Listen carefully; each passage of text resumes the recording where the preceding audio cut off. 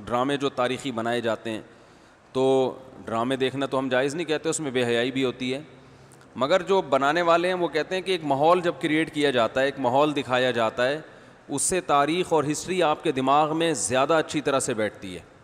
تو Tayyip Erdogan نے drama بنایا نا، ارطغرل بڑا مشہور ڈرامہ چل رہا ہے، بہت دنیا دیکھ رہی ہے، تو میں ڈراموں کو جائز نہیں کہتا، لیکن جو لوگ فلمیں دیکھ رہے ہیں پہلے سے بے حیائی کے کاموں میں پڑے ہوئے ہیں اور غلط چیزیں دیکھ رہے ہیں، تو ہم ان کو کم از کم یہ مشورہ دیتے ہیں کہ یار انڈین فلمیں دیکھنے سے بہتر ہے یا جو آج کل وہ ڈرامے جو ہمارے فیملی سسٹم کو تباہ و برباد کر رہے ہیں، جب تم نے دیکھنا ہی ہے تو کم از کم ایک کم درجے پر آ جاؤ نا، اس کو دیکھ لو، تو اس سے تو پھر بھی بہتر ہے کہ کم از کم تمہیں ہسٹری تو پتہ چلے گی، کم از کم تمہیں یہ تو پتہ چلے گا مسلمانوں کی تاریخ کیا تھی۔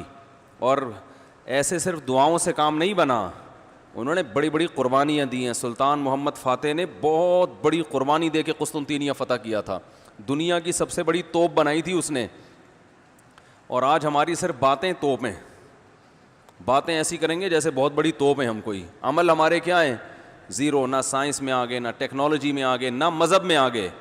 وہ ٹیکنالوجی کی دنیا میں بہت آگے تھے، سائنس کی دنیا میں بہت آگے تھے۔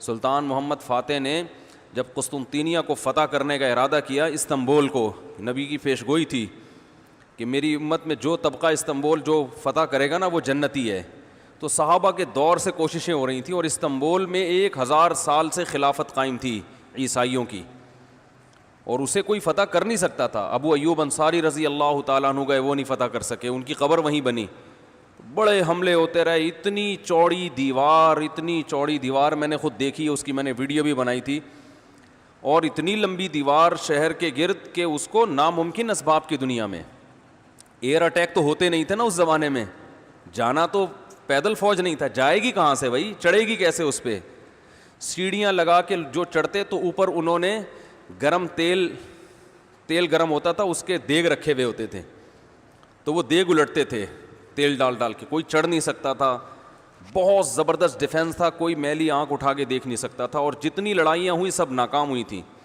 سلطان محمد فاتح نے کہا بھائی نبی نے خوشخبری دی ہے، ہم فتح کر کے چھوڑے گا۔ پھر وہ مشہور واقعہ ہے، اس نے کیا کیا کہ خشکی میں کشتیاں چلا دیں، سارے جانور راتوں رات ذبح کیے، ان کی چربی پگھلا کے پتھروں پہ بچھائی گئی ہے، اس پہ سمندری جہاز بٹھا کے، وہاں میں جب ترکی میں گیا ہوں تو اب دیکھو یہ چیز کتابوں میں بھی بتائی جا سکتی تھی نا، لیکن وہاں طیب اردگان نے کیا کیا ہے، میوزیم بنائے ہیں، ان میں یہ پورا منظر دکھایا جاتا ہے، خدا کی قسم ایسا ایمان بڑھتا ہے کہ چیخیں مارنے کا دل کرتا ہے، ایسی جو علماء بھی گئے ہیں نا، بنوری ٹاؤن کے ایک شیخ الحدیث گئے تھے، وہ کسی نے بتایا وہ رو رہے تھے چیخیں مار مار کے، جو جاتا ہے یہ منظر ہوتا ہے، وہ جب دکھاتے ہیں نا اپنی آنکھوں سے، بھائی کیا منظر، اور کیسے وہ کشتیوں کو راتوں رات خشکی پہ لے کے چلے ہیں، اور خشکی پہ لے جا کے پیچھے سمندر میں اتارا، اور سامنے سے بھی اٹیک اور پیچھے سے بھی اٹیک۔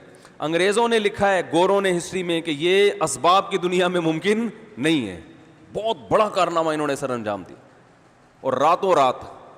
تو یہ ہماری تاریخ تھی جس کی وجہ سے ہمیں عروج ملا تھا، آج ہم صرف پیڑے کھا رہے ہیں، باتیں ٹھوک رہے ہیں بیٹھ کے، صحیح ہے نا، بزرگوں پہ طنز، علماء پہ اعتراضات، ایک دوسرے پہ کیچڑ اچھالنا، فرقہ پرستی، ان چیزوں میں ٹائم ضائع ہو رہا ہے، اور کوئی موٹیویٹ کرنے والا نہیں ہے، کوئی تعمیری کام کرنے والے لوگ بہت تھوڑے رہ گئے ہیں، اور ٹیکنالوجی کی طرف تو توجہ ہی نہیں ہے۔ یونیورسٹی میں جو لڑکا مذہب پہ چلتا ہے، سب کی بات نہیں کر رہا، ایجوکیشن میں سب سے پیچھے وہی ہوتا ہے عام طور پہ، اسی کی شکایتیں آ رہی ہوتی ہیں، یہ چونکہ نمازی ہے لہذا نمبر سب سے کم اس کے آتے ہیں، نمازی کے نمبر تو زیادہ آنے چاہیے بھائی، جو تبلیغ میں وقت لگاتا ہے اس کو تو ایجوکیشن میں زیادہ آگے ہونا چاہیے، یہ تو ہمارے مذہب کا حصہ ہے۔ صحابہ کرام نے جو ملکوں کے ملک فتح کیے، اور جو ہمارے تاریخ میں فاتحین ملتے ہیں، سب سے پہلا بحری بیڑا حضرت معاویہ نے بنایا ہے، سمندر پہ سب سے بڑی فوج جو اس وقت اتاری ہے وہ کس نے اتاری ہے؟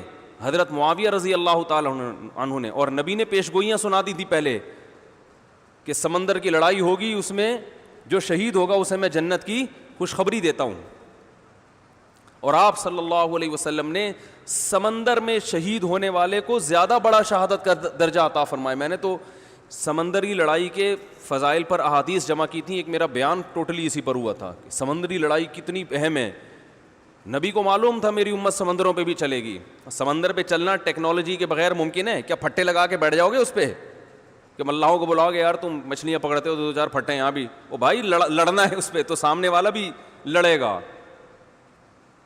تو نبی صلی اللہ علیہ وسلم نے فرمایا جو سمندری لڑائی ہے, جو شخص سمندر میں جہاد کرے گا اس کے جو چکر آئیں گے نا اس پہ بھی اللہ اس کو اجر دے گا. بڑی خوشخبری ہیں اس کے گناہوں کی معافی کی, کیونکہ آپ کو پتا تھا کہ امت جب تک سمندر پہ کو فتح نہیں کرے گی اور سمندر پہ سفر نہیں کرے گی یہ اس دنیا پہ حکومت نہیں کر سکتی. تو حضرت معاویہ نے جو پہلا بیڑا بنایا اس کے امیر کو امیر البحر کہتے تھے. بحر کہتے ہیں سمندر. یہ امیر البحر کی ٹرم یہ انگلش میں منتقل ہوئی ہے جس کو ایڈمرل کہا جاتا ہے. بہت ساری فوجی اصطلاحات اور سائنسی اصطلاحات عربی سے انگلش میں ٹرانسفر ہوئی ہیں, عربی سے انگلش میں گئی ہیں. آج میڈیکل سائنس میں بہت سے الفاظ ایسے ہیں جو عربی سے انگلش, مسلمان سائنسدانوں کے تھے وہ, لیکن اب دیکھو حال کیا بنا دیا. ایک نمبر کے سست نمازیوں کی حالت تو دیکھ لو جا کے. سب سے سست ترین جو ہوگا وہ دیندار بنا ہوا ہوگا. سب کی بات نہیں کر رہا, ڈاکٹروں میں ہم نے بڑے اچھے اچھے دیندار دیکھے ہیں, سائنسدانوں میں, ایٹمی سائنسدانوں میں تو دیندار زیادہ ہیں الحمدللہ, لیکن میجورٹی کی بات کر رہا ہوں کہ پتہ نہیں کہ ہمارے ذہن میں یہ کچھ ایسا کسی نے, شیطان نے بات ڈال دی ہے کہ ہم نے صرف جو ہے ایک طرف کو فوکس کیا ہوا ہے, دوسری طرف کو ہم نے بالکل نظر انداز کر دیا ہے. تو بھائی جس طرح سے دین کی تعلیم انتہائی ضروری ہے, اس کی کوئی اس کی اہمیت کی کمی کا انکار نہیں کر سکتا. انگریز جو تباہ ہو گئے نا, فیملی سسٹم تباہ ہو گیا, زنا معاشرے میں پھیل گیا, والدین اولڈ ہوم میں, وہ وجہ کیا؟ مذہب نہیں ہے نا, مذہبی تعلیم نہیں ہے. لیکن ہم جو معاشی لحاظ سے تباہ ہو گئے اور ترقی میں پیچھے رہ گئے, وجہ کیا ہے؟ مادے پہ محنت نہیں کی ہے. تو دونوں محنتیں ضروری ہیں. داؤد علیہ السلام کو روحانی ترقی بھی ملی اور اللہ نے آپ کے ہاتھ میں لوہا بھی پگھلایا. کیوں پگھلایا؟ تاکہ لڑیں, کیونکہ صرف نمازوں سے لڑائی ممکن نہیں ہے. ذکر کرتے تھے نا داؤد علیہ السلام, چاروں طرف سے پرندے جمع ہو جاتے تھے, ایسی خوبصورت آواز میں تلاوت کرتے تھے, ذکر کرتے تھے. وَالطَّيْرَ مَحْشُورَةً كُلٌّ لَهُ أَوَّابٌ, قرآن کہہ رہے پرندے, اور یا جبال اوبی ماہو والطیر. جب اللہ کا ذکر کر رہے ہیں پہاڑوں سے بھی لا الہ الا اللہ کی آوازیں آتی. یہ ذکر تھا, لڑنے کے لیے یہ نہیں ہے کہ اے داؤد ہم نے آپ کو ذکر بھی دیا اور آپ جو ہے روزے بھی رکھتے ہیں اور تہجد بھی پڑھتے ہیں, لہذا اب آپ کو تو اسلحہ بنانے کی ضرورت نہیں ہے, ویسے ہی فتح ہو جائے گی ایمان کی طاقت سے.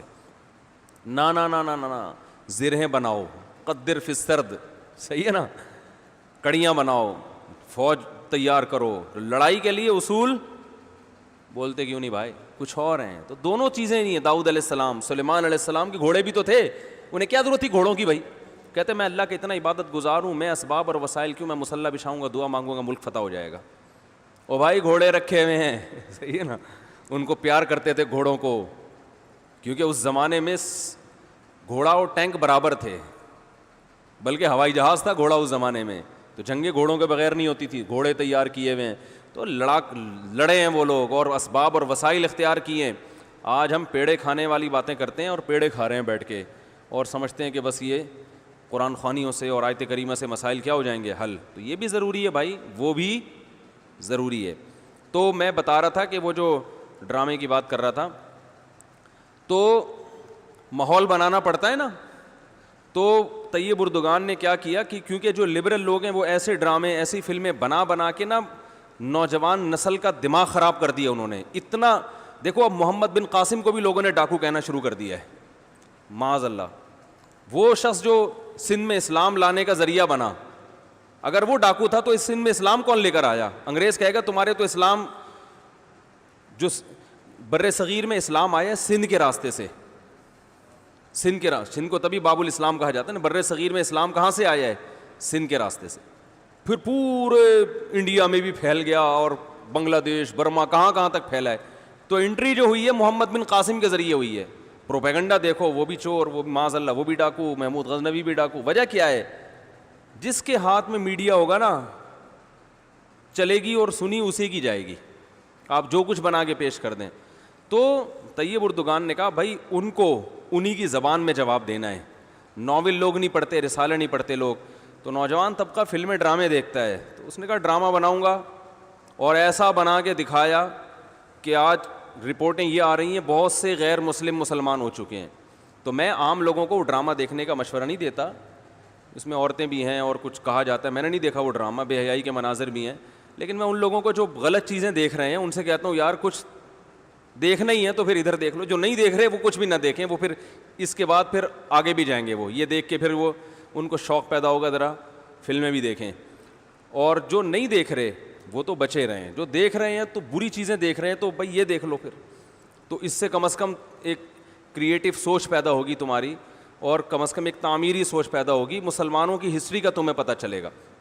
تو اردگان کی سوچ چونکہ یہ تھی اس لیے اس نے وہ کر دیا, اور اس سے بہت لوگ پریشان ہیں اس ڈرامے سے. یعنی اس سے جو اسلام دشمن قوتیں پوری دنیا میں پابندی لگانے کی کوشش میں لگی ہوئی ہیں. ابن تیمیہ رحمہ اللہ کا قول ہے نا, تمہیں باطل کی پہچان نہ ہو نا کہ حق کیا ہے اور باطل کیا ہے, تو دیکھ لو باطل کے تیروں کا رخ کس طرف ہے. سارے باطل جس کے پیچھے پڑے ہوئے ہونا سمجھ لو یہ کیا ہے, حق ہے, تو ان کو پتہ ہے اس کا اثر کیا پڑ رہا ہے. تو ماحول جو کریٹ کیا جاتا ہے, ماحول ایک قائم کیا جاتا ہے, اس سے جو لیسن ملتا ہے وہ ویسے زبانی سمجھانے سے